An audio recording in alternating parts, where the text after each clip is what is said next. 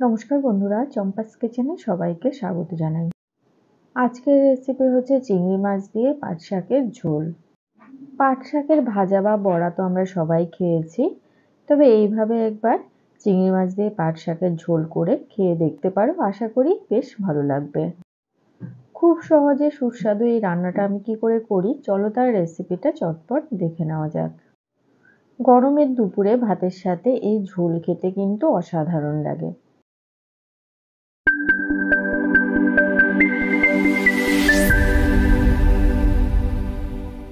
প্রথমেই গ্যাস জ্বালিয়ে একটা কড়াই গরমে বসিয়ে দিচ্ছি। কড়াইটাকে ভালো করে গরম করে নিয়ে দিয়ে দিচ্ছি 2 টেবিল স্পুন সর্ষের তেল। তেলটাকেও ভালো করে গরম করে দিচ্ছি একটা ফাটিয়ে নেওয়া শুকনো লঙ্কা। কয়েক সেকেন্ড নাড়াচাড়া করে শুকনো লঙ্কাটাকে কালো করে ভেজে নেব। এবারে এর মধ্যে দিচ্ছি হাফ টিস্পুন কালো জিরে। একই সাথে একটা বড় সাইজের পেঁয়াজ কুচনো দিলাম, আর দিচ্ছি 4-5 কোয়া থেতো করে রাখা রসুন। 4টে চেরা কাঁচা লঙ্কা দিচ্ছি। ঝালটা অবশ্যই নিজেদের স্বাদ বুঝে ব্যবহার করবে। গ্যাসের আঁচ মিডিয়াম টু লোতে রেখে 2 থেকে 3 মিনিট নাড়াচাড়া করে ফোড়নের মশলাগুলোকে ভেজে নেব। পেঁয়াজ রসুন ভাজা ভাজা হয়ে গেছে। এবারে 100 গ্রাম চিংড়ি মাছকে ভালো করে ধুয়ে পরিষ্কার করে দিয়ে দিলাম। মোটামুটি 30 থেকে 40 সেকেন্ড নাড়াচাড়া করার পরে এর মধ্যে কিছু গুঁড়ো মশলা দিয়ে দিচ্ছি। খুব বেশি সময় ধরে চিংড়ি মাছ ভাজবো না, এতে করে চিংড়ি মাছ শক্ত হয়ে যাবে আর খেতে ভালো লাগবে না। 1 টিস্পুন লবণ দিয়েছি, 1/4 টিস্পুন হলুদ গুঁড়ো আর হাফ টিস্পুন জিরে গুঁড়ো।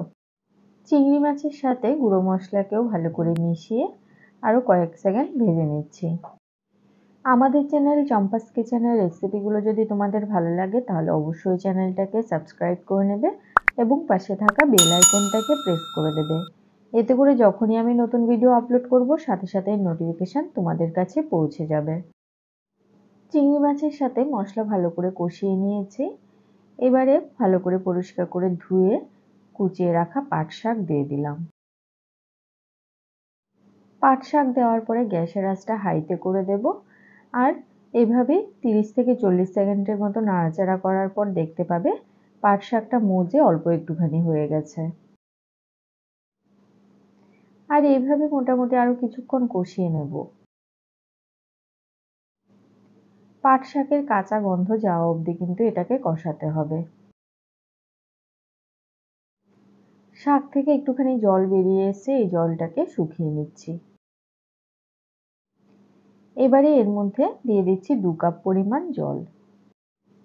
যেহেতু আজকে পাট শাকের ঝোল করছি তাই জলের পরিমাণটা একটু বেশি দিলাম। ঝোলের সাথে সবকিছু ভালো করে মিশিয়ে নিচ্ছি। গ্যাসের আঁচটা হাইতে করে দেব আর ঝোলটাকে ফুটিয়ে নেব।